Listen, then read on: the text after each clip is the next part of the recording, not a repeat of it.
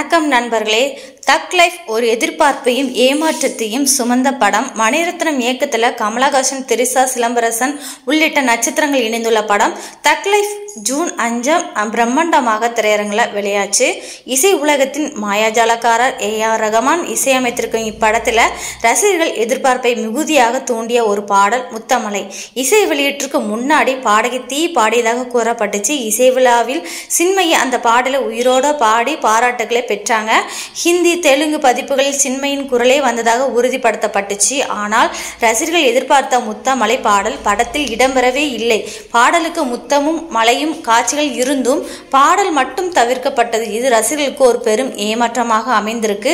இந்த மர்மம் படக்குழுவால் வெளியீட்டு வரை ரகசியமாக வைக்கப்பட்டிருக்கு. எனவே தக் லைஃப் படம் இசையிலும் சந்தோஷத்திலும் பரபரப்பை கொடுத்தாலும் ஒரு பாடலால் உருவான எதிர்பார்ப்பு முடிவில் காலியான தேக்கத்தை மட்டும் விட்டு சென்றிருக்கு. ஸோ இதை பற்றி உங்களுடைய கருத்து என்ன அப்படிங்கிறத கீழே கமெண்ட் பண்ணுங்க. தேங்க்ஸ்.